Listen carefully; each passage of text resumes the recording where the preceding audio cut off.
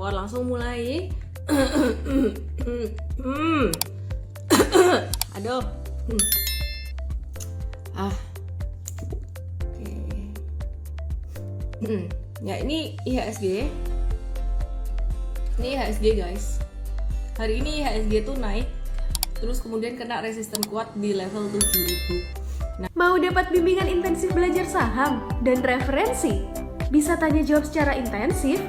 Yuk, daftar mtrade sekarang di mtrade.id/whatsapp atau klik di bawah sini ya.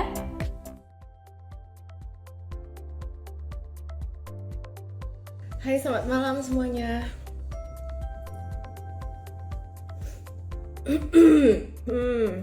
How are you?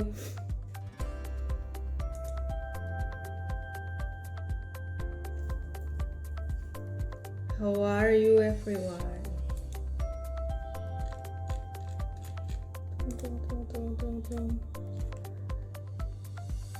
Ben Heldrian, Neneng Jebra, Rida Subagja, Sani Maslima, Arif Kristianto. Hey everyone, stay healthy.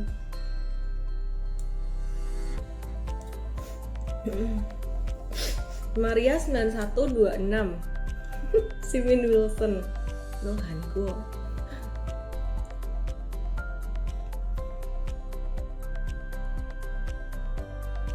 Fadlan Razika, not that really good. Kenapa? Not that really good.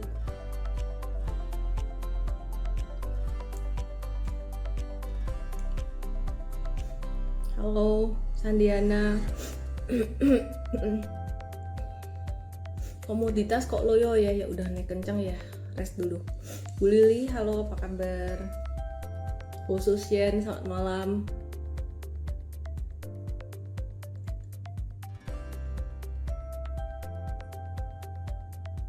Oke, IHSG 7000, Porto masih merah. Berarti perlu isi portofolionya dengan saham-saham yang relate dengan gerakan IHSG yang udah sering saya bahas. Oke. Live-nya pakai Samsung ya? Kok bisa sampai tahu sih? Kapan pakai Samsung, kapan pakai iPhone? Emang bedanya apa? Boleh bahas MTEL? Boleh. Actually, saya harusnya live sama MTEL sih dalam waktu dekat ini. Oke, aku langsung bahas IHSG ya.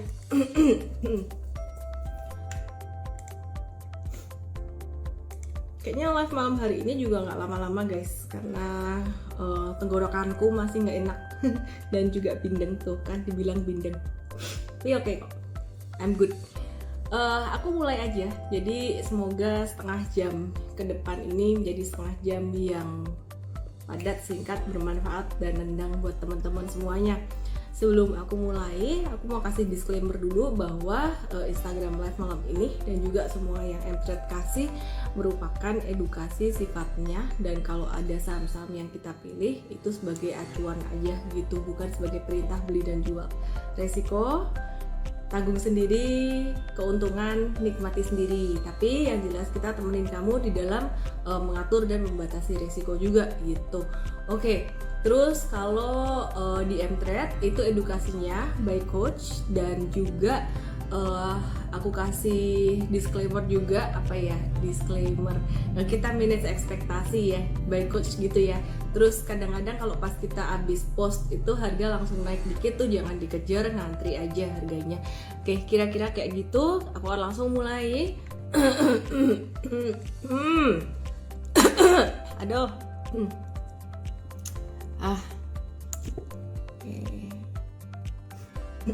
Ya, ini IHSG. Ini IHSG guys. Hari ini IHSG tuh naik, terus kemudian kena resisten kuat di level 7000. Nah, kita bisa tarik satu garis resisten di sini. Dan ini kuat banget. IHSG level resisten 7000 ini di area round number. Jadi koreksinya kayaknya bakalan lumayan. Ada kemungkinan juga bisa koreksi lagi sampai 6897-an gitu. Terus beberapa saham yang menggerakkan IHSG terkoreksi hari ini pastinya saham-saham big caps, lebih ke big caps perbankan. Dan hari ini investor asing meskipun IHSG merah, investor asing mencatat net buy atau beli bersih di seluruh pasar itu sekitaran 854,69 miliar. Di pasar reguler asing ada net buy BRI itu 410,2 miliar. Terus MTEK masih dibeli 92 miliar, Bukalapak 59,9 miliar, Tower 38 miliar, dan Timah 34 miliar gitu ya. Jadi itu ada yang udah mulai beli saham selain saham blue chip ya. Jadi mulai ada beli TOWR, TIMS, beli dikit-dikit gitu. Nah, terus Bukalapak juga udah mulai dibeli loh. Artinya Bukalapak harganya juga udah mulai murah, valuasinya dianggap murah banget gitu. Nah, terus hasil FOMC meeting semalam gimana? Jadi kemarin pada wait and see, pada penantian hasil FOMC meeting, hasil FOMC meeting semalam tuh suku bunga naik 0,25% dengan indikasi akan ada kenaikan 6 kali di tahun 2022. Seperti yang udah diperkirakan oleh market gitu. Nah, terus The Fed sendiri memperkirakan bahwa inflasi akan berada pada angka 4,3% pada akhir tahun ini gitu ya. Terus meskipun ada ketegangan geopolitik Rusia dan diperkirakan akan melambat di 2023 tuh sekitaran 2,7% gitu ya.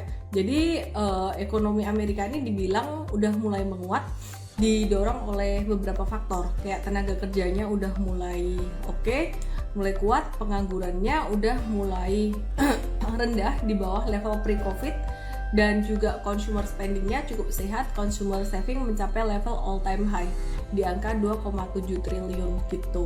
Dan juga resesi bakalan berakhir, kemungkinan resesi pada tahun depan tuh bakalan kecil gitu ya, karena kebijakan moneternya tuh nggak terlalu gede gitu ya. Jadi kayaknya nggak bakalan ada resesi gitulah kira-kira ya. Jadi hal ini menunjukkan bahwa The Fed tuh optimis dalam dia mengendalikan inflasi di tengah kondisi ekonomi yang lagi membaik saat ini gitu.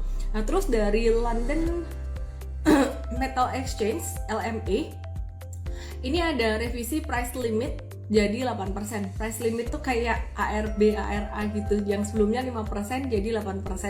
Kenapa? Supaya gerakannya nggak terlalu volatile gitu ya. Nah, dari dalam negeri sendiri, sebelum aku bahas saham-saham, kayaknya aku udah lama nggak bahas ginian ya. Dari dalam negeri sendiri, sebelum aku bahas saham secara lebih detail, Bank Indonesia masih tetap mempertahankan suku bunga di level 3,5%. Terus jadi belum buru-buru naikin suku bunga karena suku bunganya masih rendah, masih dibutuhkan untuk menjaga stabilitas nilai tukar rupiah gitu. Jadi selain menahan suku bunga acuan, Bank Sentral juga menahan suku bunga deposit facility-nya di angka 2,75% dan suku bunga lending facility di 4,25%. Jadi itu satu hal yang cukup baik gitu. Terus BI juga mempertahankan pertumbuhan perekonomian tuh di angka 4,7 sampai 5,5% tahun ini. Sorry guys, ini batuknya aneh nggak jelas. Proyeksi itu didorong oleh perbaikan konsumsi rumah tangga, investasi non bangunan serta konsumsi pemerintah gitu. Jadi kayaknya cukup oke deh ya pertumbuhan perekonomiannya. Terus di sisi eksternal seperti ekspor ini diperkirakan juga masih tetap bagus untuk pertumbuhan perekonomian dan ekspor meskipun nggak setinggi kuartal sebelumnya. Nah, bicara tentang minyak-minyakan nih guys, minyak goreng, harga eceran tertinggi untuk minyak goreng itu pemerintah tetapkan di angka 14.000 sehingga harga minyak goreng nggak akan bergerak berfluktuatif terlalu tinggi gitu. Jadi karena akhir-akhir ini kenaikan harga minyak goreng di berbagai daerah di Indonesia tuh mencapai lebih dari 50% gitu. Hal ini wajar, kenapa? Karena karena bahan bakunya juga mahal, bahan bakunya juga naik gitu. Jadi makanya harga minyak goreng naik.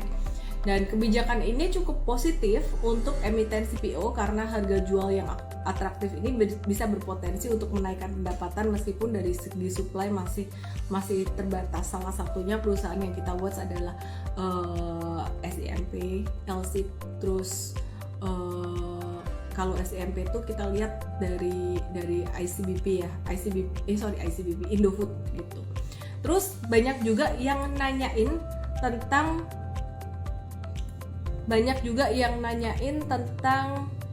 HIT minyak goreng bukannya udah dicabut. Let me check ya.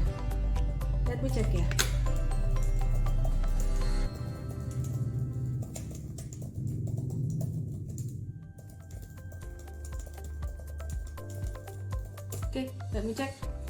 Udah dicabut ya, bukan 14.000 lagi ya? Nggak ada HET. Oke lah, good. Oke, thank you ralatnya guys. Terus BCA, dari hasil rapat umum pemegang saham BCA hari ini itu resmi membagikan dividen saham sebesar Rp145 dari laba bersih tahun buku 2021 kemarin gitu. Jadi dividen tunainya udah termasuk dividen interim yang dibagiin Desember 2021 sebesar Rp25 per lembar saham. Nah sisanya yang belum dibagiin berarti 120 per lembar saham dengan asumsi harga BCA saat ini di 8.000, berarti perkiraan dividen yieldnya sekitaran 1,5% gitu. Nah jadi sekitar 1,5% cukup gede ya, cukup oke ya. Oke, nah terus untuk Bank Mandiri ini juga udah siap-siap untuk melakukan ekspansi digital dengan menggelar layanan di dunia metaverse gitu. Bekerja sama dengan WIR Group yang sebentar lagi akan IPO dengan kode WIRG dalam pembangunan metaverse gitu. Terus besok tanggal 18 Bank Mandiri ada come dividen. Jadi buat yang mau dapetin dividennya jangan dijual sampai tanggal 18 sore. Oke, dan hari Senin tanggal 21 itu ex date-nya gitu. Jadi duitnya masuknya kapan ya? Mungkin 21 atau kapan. Pokoknya besok harus hold sampai besok sore deh, sampai habis hari besok. Jangan dijual kalau mau dapat dividennya gitu. Terus perlu diantisipasi ya. Karena bisa ada koreksi kalau misalkan bagi dividennya lumayan gede gitu. Oke, aku akan kasih lihat untuk update BCA. Kemarin kita bilang jangan beli dulu, ketinggian, udah ketinggian banget.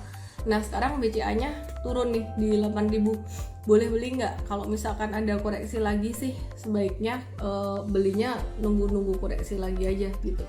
Kalau di sini masih agak terlalu tinggi.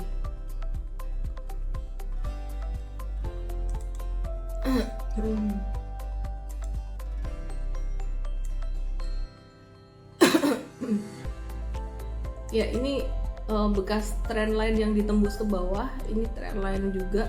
Nah ini moving average-nya. Ini ketahan support di sini. Jadi BCA sebenarnya kalau misalkan teman-teman mau beli nunggu koreksi lagi di 8.000 ke bawah. Kalau bisa 8.000 ke bawah. Di atas 8.000 agak-agak kemahalan gitu. Itu buat yang belum punya, yang mau investing terus kan besok Bank Mandiri mau bagi dividen. Nah, teman-teman boleh beli nggak sih? Ketinggian sih. Kalau cuman buat ngejar dividen, ketinggian belinya. Nanti takutnya abis dividen malah dia bisa turun gitu guys. Terus BCA bisa sampai berapa? Let the sky be the only limit. Sabar aja lah, tuh perusahaan bagus banget. Kemarin aja asing masih borong ratusan miliar, berapa ya, 600 miliar kayaknya kemarin. Terus hari ini tadi Mtrade ada masuk beberapa saham yang menurut aku juga sangat menarik, lebih ke sektor properti, retail, terus ada infrastruktur juga. Aku akan bahas satu-satu. Tadi Mtrade ada masuk ke Jasa Marga.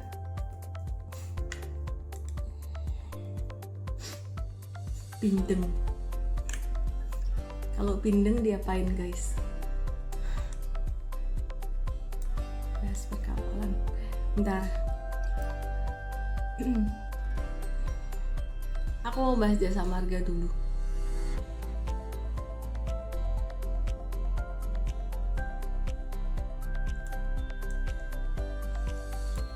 Ya.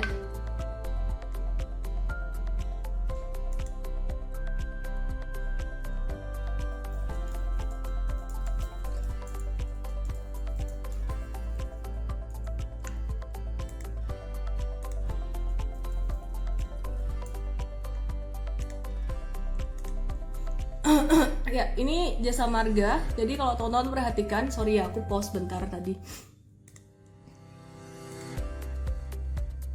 Hidungku buntet guys. Jadi ini ada beberapa support di sini. Aku sih suka liatnya. Dan ini tadi dia sempat ngebentuk low dibandingin yang ini. Tapi ini dengan terbentuknya hijau, kali ini dia membentuk higher low gitu ya. Jadi dia membentuk higher low, terus bakso pedes malan. Oke. Terus bisa buy on weakness. Kalau tadi ada buy on weakness jasa marga tuh bisa naik sampai 3750-an sampai 3830. Kira-kira kayak gitu sih gitu. Jadi mungkin teman-teman kalau misalkan ngikutin rekomendasi Mtrade udah gerak duluan naik turun dikit. Kalau teman-teman ngerti technical sebenarnya misalkan mau ngejar dikit-dikit itu boleh, asalkan siap dengan resikonya. Kalau teman-teman nggak ngerti technical, nggak siap dengan resikonya, ya nggak usah ngejar, kayak just ngantri aja gitu. Misalkan udah lewat dikit gitu ngantri aja. Nah untuk jasa marga sendiri kita coba lihat Mtrade tadi ada beli di harga berapa sih? Ini belinya sih range-nya mungkin rekomnya lebih dari ini ya, lebih luas dari ini, tapi dapat di harga 3570 sampai 3630, range-nya lumayan sih, 3630. Berarti masih bisa dapat gitu. Jadi harusnya tadi dapat gitu. Terus ya aku suka jasa marga, suka patternnya, meskipun secara industrinya agak kurang menarik, kurang seksi lah. Story-nya nggak begitu ada, tapi secara teknikal oke, menunjukkan satu tanda akumulasi. Kayaknya sih bakalan bisa recover, market bakalan recover. Jadi hampir keseluruhan semua saham bisa recover gitu. Terus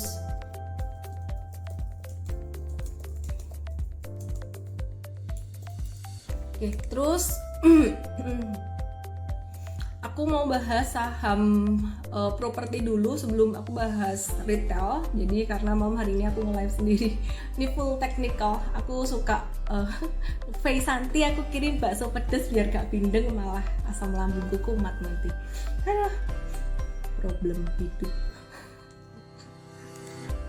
Aku seneng bisa nge-live Instagram, ngobrol-ngobrol bareng kalian meskipun kalian tidak terlihat di dunia maya gitu. Oke. Ini BSDE ya. BSDE kita lihat Mtrade tadi udah masuk nggak? Yup, udah masuk tadi 11 jam yang lalu. Terus kita lihat di sini BSDE.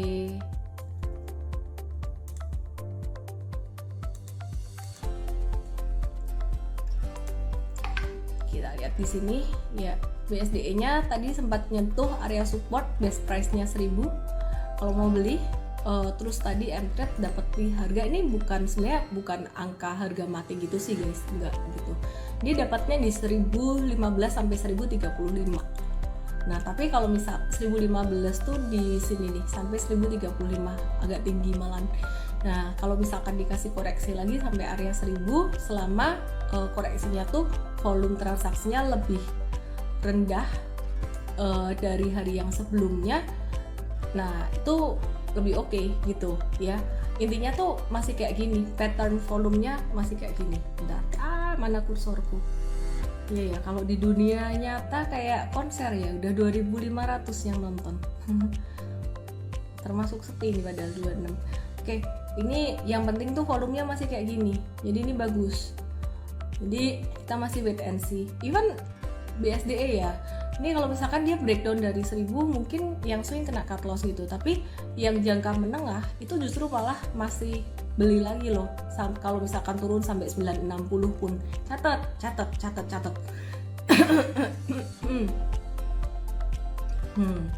Desi WRP, thank you. Ya, jadi guys, aku ulang lagi, BSDE itu sekarang supportnya di level 1000, level 995 lah. Pasnya 995 sebenarnya, tapi aku buletin 1000 karena round number. Itu kalau swing trader di bawah itu mungkin cut loss. Tapi kalau yang jangka menengah makin turun sampai ke 960 pun itu masih bisa beli, dengan catatan jika turunnya dengan volume transaksi yang kecil gitu. Kosasi Vincentius, jadi saat ini IHSG masih fokus ke big band ya Miss. Bukan kayak gitu sih cara mikirnya. Cara mikirnya gini, IHSG itu kan perhitungan IHSG itu kan kumpulan dari banyak saham. Dan saham-saham yang berkapitalisasi besar serta saham-saham yang punya free float besar itu memberikan bobot penghitungan yang lebih besar terhadap IHSG. Sehingga pastinya gerak saham-saham big cap perbankan besar itu mirip dengan gerakan IHSG gitu. Nah, jadi kalau teman-teman mau kinerja teman-teman IHSG-nya, kinerja portfolio kamu mirip dengan IHSG, berarti ya harus sebagian besar portfoliomu diisi dengan saham-saham yang gerakannya relate dengan IHSG. Simpelnya sih saham-saham yang banyak diakumulasi oleh investor besar, investor asing. Ya lihat aja yang diakumulasi apa. Kayak gitu, setiap hari aku cerita kira-kira muter-muter di situ aja gitu sahamnya, kayak 4 big caps perbankan, Telkom, ASII, dan beberapa waktu terakhir ini baru mereka collect kayak saham-saham lain macam Emtek, Adaro, dan sebagainya. Dan hari ini baru ambil Bukalapak dikit. Oke, sekarang kita akan bahas untuk sektor mau discuss ekosistemnya GoTo. Besok aja deh sama Coach William itu. Aku lebih fokus ke technical saham yang udah ada karena beberapa hari kemarin kita udah bahas GoTo sih. Aku akan bahas sektor properti yang lain, yaitu Pakuan Jati. Pakuan Jati ini memang kita sama-sama semua udah tahu dia ada recurring income gitu. Nah, hari ini tadi Mtrade ada buy on weakness untuk P1 atau Pakuan Jati. Sebenarnya best price-nya di angka 490 atau 492, kemarin kita masih wait and see dulu gitu. Nah, terus dalam jangka pendek untuk P1 ini dia bisa sampai ke 526 sampai ke 530-an. Tapi kalau misalkan nggak langsung sampai situ, koreksi dikit pun nggak apa-apa. Dan teman-teman untuk swing trader mungkin di bawah 492 mungkin harus membatasi resiko atau cut loss jika turun di bawah 492. Tapi untuk jangka menengah, investor jangka menengah justru malah bisa beli kalau turun di bawah itu. Support kuatnya ada di sekitaran 470-an untuk jangka menengah. Menarik nggak sih si P1 ini untuk dibeli buat simpan jangka menengah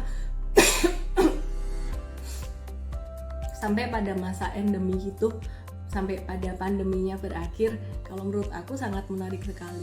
Dan hari Sabtu nanti jam 10 itu ada seminar untuk user VIP Mtrade ngebahas tentang saham-saham yang berpotensi multi-bagger turnaround story gitu. Jadi lebih dari turnaround story gitu. Dan salah satu yang aku personally suka adalah apa namanya, P1 gitu ya, Pakuan. Oke. Terus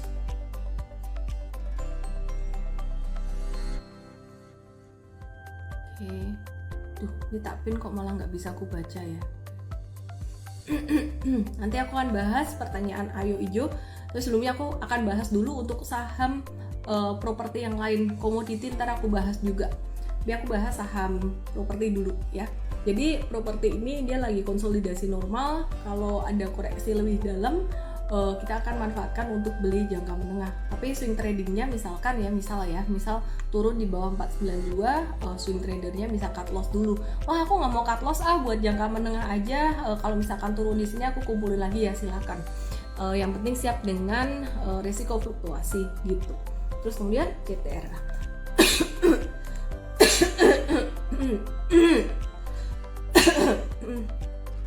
Oke. CTRA. Nah, CTRA hari ini dia konsolidasi juga mulai lumayan aktif.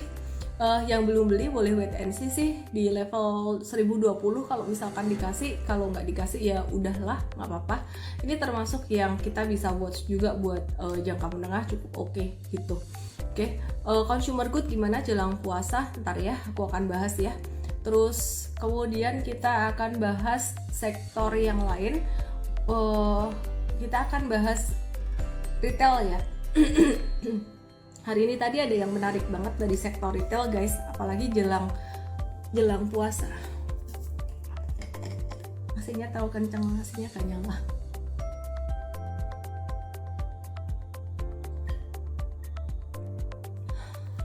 Lock and lock, iklan lock and lock. Instagram live malam ini disponsori oleh Lock and Lock. Oke. Ada yang menarik dari sektor retail. Tebak saham apa? Tebak saham apa? Tenang, gak nular kok. Gak nular lewat IG live. Batuknya gak nular.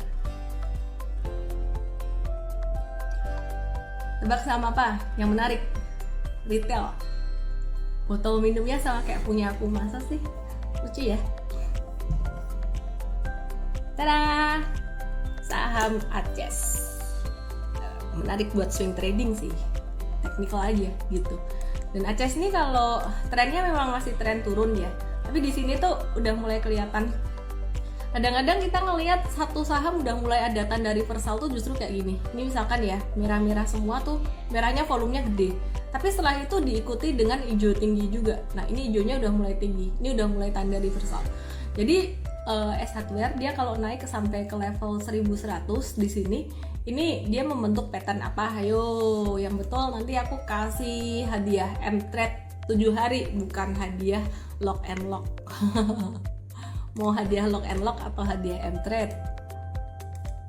Nah, ini target jangka pendeknya dia ke 1115.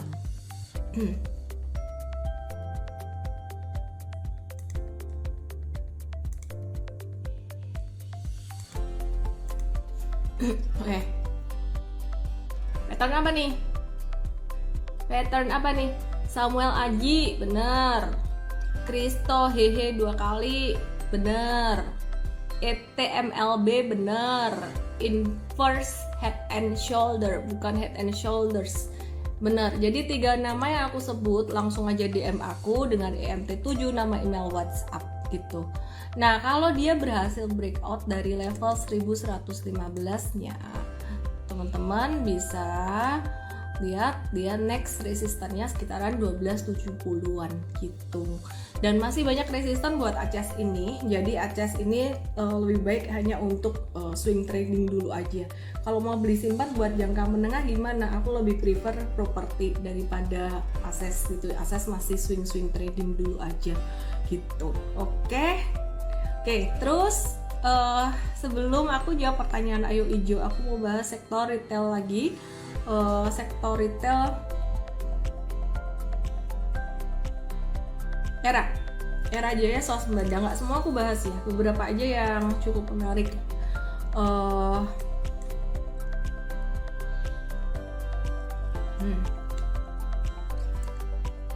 Ya, Era sih masih sideways, tadi kayak mau breakout gitu.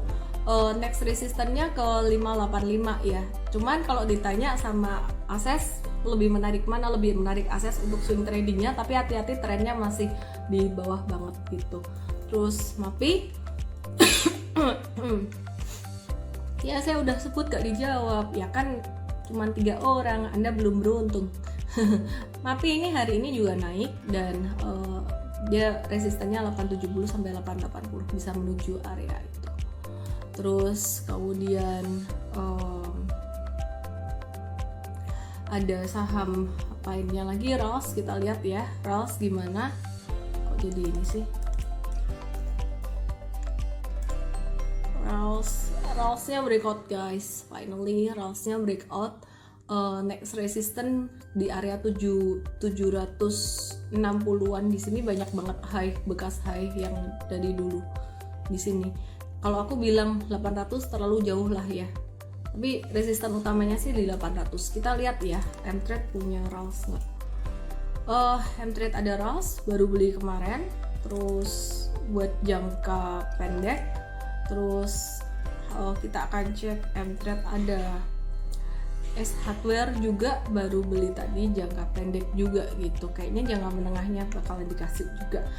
Miss, bahas poultry dong. Oke, bentar.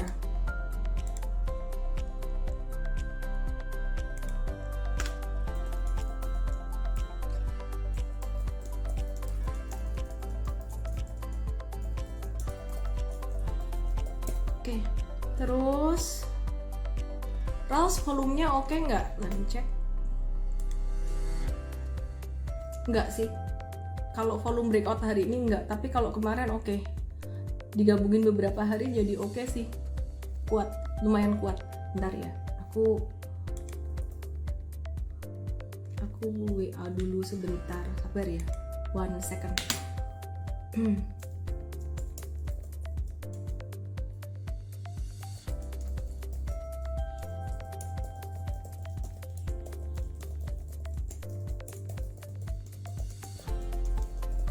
Oke. Rals rawan koreksi ya, Miss? Rals udah rawan koreksi, udah jangan masuk lagi sih. Kita masuknya sih kemarin, gara-gara kemarin kan breakout gitu. Lagi cuan dikit juga gitu. Terus tapi kan volume breakout kemarin itu tailnya gede banget. Iya, tailnya gede. Kita mau lihat, itu pertanyaan bagus. Volume breakout kemarin tailnya gede. Ya, pulang ya. Jika satu saham harganya naik, volumenya besar, tapi terus dia turun lagi, maka dia akan membentuk ekor panjang seperti ini. Nah, ini bagus nggak? Ini volumenya hijau karena dia masih hijau di sini, masih naik. Tapi ini sebenarnya volume tinggi itu banyak yang jualan atau banyak yang beli. Kita bisa lihat di sini ya. Kita bisa lihat di sini, ini transaksi kemarin. Jadi kita lihat chart yang lebih kecil, yaitu chart 5 menitan. Nah, di chart 5 menitan ini kelihatanlah sebenarnya banyak terjadi transaksi itu di harga 695 sampai 730, di sini hijau. Berarti banyak yang beli. Kesimpulannya tetap banyak yang beli. Meskipun sore harinya kemarin tuh dia turun gitu. Ya, meskipun sore harinya kemarin dia turun gitu. Paham ya, guys?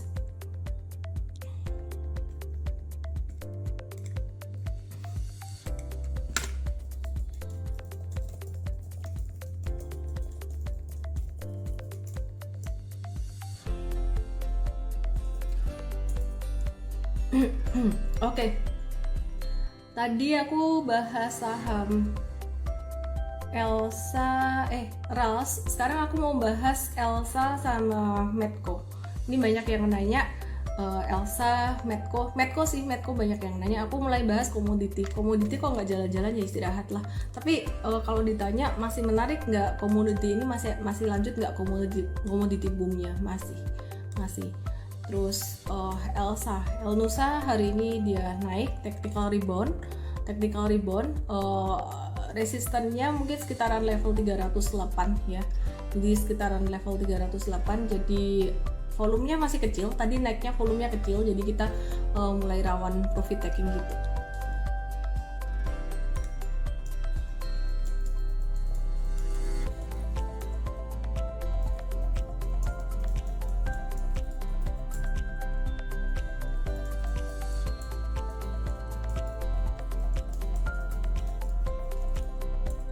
Oke, terus kita akan lihat untuk Medco ya. Oke, Medco-nya juga dia bakalan rawan profit taking dikit lagi sih, sekitar 610-an di sini, di 610. Nah, terus kita akan lihat juga untuk saham yang lain, metals, MDKA-nya naik rebound, kayaknya bakalan uji resisten 4.500-an, 4.500, tapi udah jangan dikejar MDKA-nya. Poultry, banyak banget yang nanyain poultry. Oke, aku bahas poultry ya. poultry starting dari Java. Poultry sih kalau personally aku cuman suka Java saat ini. Cuman suka Java saat ini aku poultrynya. Jadi di sini dia koreksi kena area support di sini. Terus ya anyway, kita lagi watch Java. Kalau misalkan besok dia hijau, kita akan ada buy on weakness. Kalau dia turun lagi, kita tungguin pantulannya di sini untuk buy on weakness. Tapi buat teman-teman yang udah beli ini, buat simpen jangka menengah, nggak usah takut, nggak usah panik sih. Batasnya, yang penting kita tahu batas bawah. Yang penting kita tahu what to expect. Batas bawahnya di 1555. Jadi kalau breakdown dari 1555, cut aja. Sekarang sih oke. Sekarang sih masih oke aja. Ini kenapa disco ya layarku? Sekarang sih masih oke aja. Jadi batasnya 1555 untuk Java gitu, untuk yang simpan buat jangka menengah. Semakin dekat 1555 semakin bagus.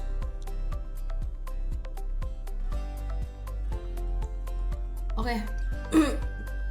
Terus kemudian aku mau jawab pertanyaan dari Ayo Ijo. Miss, kalau portfolio isinya saham-saham big cap semua, tapi posisinya nyangkut semua, kan sama aja merah juga portfolionya. Sedangkan pergerakan big caps itu nggak lincah, akhirnya nunggu lama juga.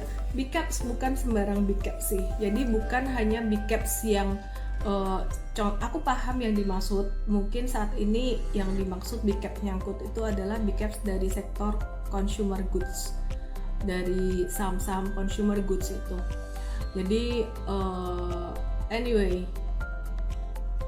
kita lihat aja investor besar, investor asing tuh suka kemana. Jadi tiap hari tuh aku kasih tahu kalian ya, oh asing net buy top 5 saham ini. Nah itu jadi satu direction mereka suka apa. Dan kalau teman-teman ngikutin dari dulu, aku ngomongnya kepala itu selalu yang gerak duluan. Kalau misalkan ada crash atau ada pergerakan market yang mau recover, itu selalu big caps perbankan dulu gitu. Big caps perbankan. Nah, consumer good ini jadi agak-agak lambat karena COVID-19, spending masyarakat juga agak-agak rendah gitu, tapi semestinya akan recover. Jadi inflasinya bakalan naik, nanti juga akan recover. Nanti endemi bakalan recover. Terus satu lagi sih yang membuat, jadi gini teman-teman, yang membuat consumer good masih akan berat naiknya, meskipun nanti lebaran I bet nggak akan naik banyak juga gitu. Jadi yang bakalan lumayan naik itu lebaran nanti lebih ke retail, terus poultry, karena mereka nggak terlalu terdampak dari kenaikan harga komoditi. Tapi kalau consumer good sendiri kayak ICBP, Indofood dan consumer good yang lainnya itu sangat relate sekali dengan pergerakan harga komoditi, terutama CPO. Jadi kalau misalkan harga komoditinya masih naik terus, consumer good-nya ya masih akan bertahan gitu, karena bahan bakunya mahal. Begitu. Itu ya Ayo Ijo. Semoga terjawab. Terus aku mau kasih tahu teman-teman yang mau ikut seminar tentang kripto, teman-teman yang mau ikut seminar tentang kripto, Mtrade sekarang nggak ada kripto karena kita di bawah naungan OJK. Teman-teman bisa daftar kelas kripto setiap hari Rabu dan juga setiap hari Minggu. Rabu setengah 7, hari Minggu jam 4 sore di Mtrade lagi, ellendesme.com kelas kripto, ellendesme.com kelas kripto. Ya, jadi aku pin di sini buat yang mau belajar kripto, masih dibantu oleh ellendesme.com, bukan oleh Mtrade gitu. Misalnya jangan deket-deket kamera, emang kenapa sih?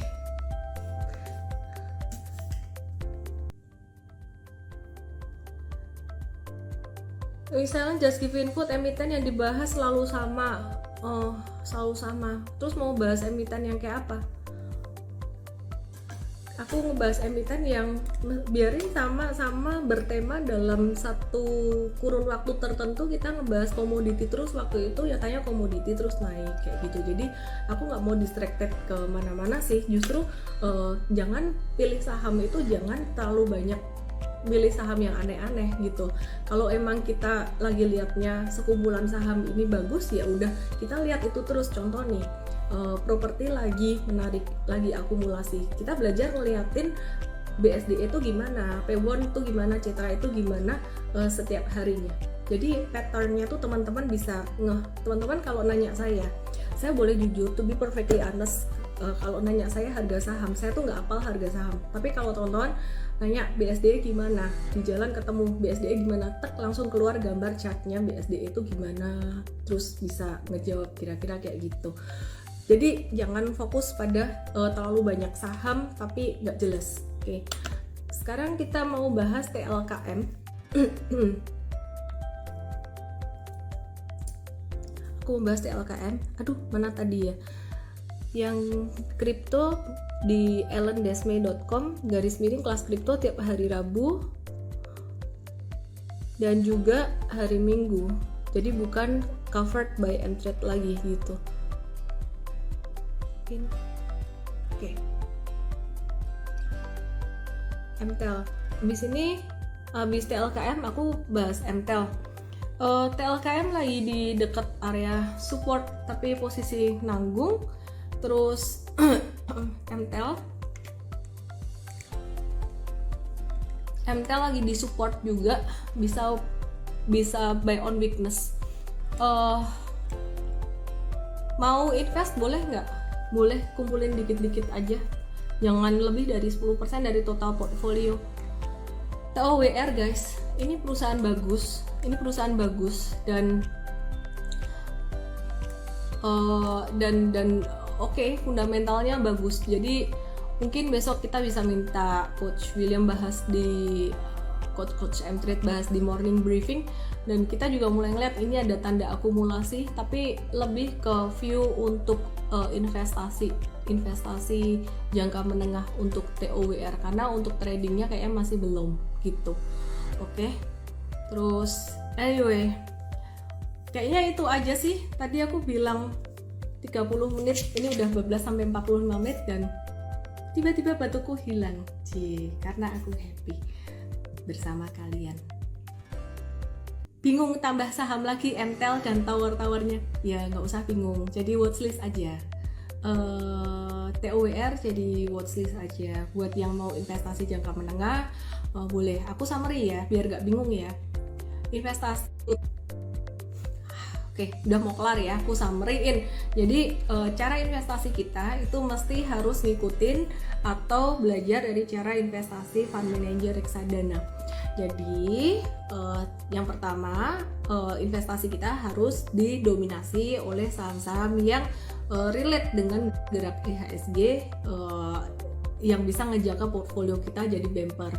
Cuman saham-saham seperti itu kayak BCA, BRI, Bank Mandiri, BBNI udah cukup mahal, sehingga teman-teman kalau mau beli saham kayak gitu harus nunggu pas turun ya. Kayak BCA pun juga kita tunggu pas turun. Nah terus Astra International, TLKM tuh juga bisa masuk kalau ASI masih cukup murah, sedangkan kalau TLKM udah cukup agak-agak mahal gitu. Nah ASI itu murah secara valuasi, tapi aku saranin kalau bisa mau beli buat invest ya nunggu harganya turun beberapa waktu. Ini sekitaran 62-an itu cukup murah buat invest gitu. Nah terus setelah saham-saham besar itu, bukan berarti besar di semua sektor ya, kayak consumer good masih slow, jangan dulu. Kemudian teman-teman bisa saham-saham yang bagus untuk investasi meskipun kapitalisasinya nggak begitu besar, dengan turnaround tema turnaround, contohnya kayak BSDE, terus kayak TOWR tadi, disclaimer ya guys ya. Nah untuk saham-saham investasi kayak gitu, dan sisanya baru saham trading. Porsinya berapa sih saham untuk bantalan portfolio kita dan untuk trading, ini tergantung dari profil risiko masing-masing orang. Kalau teman-teman yang suka trading cepat, pastinya yang trading lebih besar. Yang suka tuh artinya yang siap dengan risikonya juga gitu. Kalau saya pribadi gimana? Seluruh portfolio saya, baik portfolio investasi maupun portfolio trading, jika digabung semuanya untuk kondisi saat ini, ya artinya kalau 1 tahun lagi atau berapa bulan lagi mungkin bisa berbeda komposisinya. Up to 50% itu saham-saham saham-saham perbankan besar itu tadi, dan juga masuk di dalamnya saham investasi kayak Astra International gitu. Jadi up to 50% sekitaran itu. Nanti kalau marketnya udah lebih bagus, yang buat trading udah banyak pilihannya, saya bisa ambil tuh sebagian dari saham-saham itu. Wah, kok investasi diambil? Enggak, kan aku bilang gabungan dengan portfolio trading. Jadi portfolio tradingku sendiri sekarang ini juga banyak juga yang masuk ke saham kayak BCA, BRI gitu. Nah, nanti kalau pas lagi ada peluang saham second liner banyak yang bagus, aku tinggal ambilin dari situ gitu. Jadi di portfolio tradingku tuh ada instead of aku simpan sebagai cash, aku simpannya tuh di saham BCA, BRI pas dia lagi turun dalam gitu. Tuh, kira-kira itu aja sih. Simin Wilson, gimana cara menahan diri untuk take profit pada saham investasi? Apakah lebih baik buka satu account lagi untuk trading? Pasti. Aku punya beberapa account dan yang buat investasi benar-benar tak taruh di situ gitu. Itu aja sih. Semoga bermanfaat semuanya dan selamat beristirahat. Salam profit. Jangan lupa join sebagai user VIP Mtrade di mtrade.id atau klik link di bio saya supaya teman-teman juga bisa dapat trading signal dan teman-teman bisa dibimbing dengan lebih intensif. Dadah. Sehat selalu. Jangan lupa download aplikasi Mtrade di Android dan nikmati edukasi premium sekarang.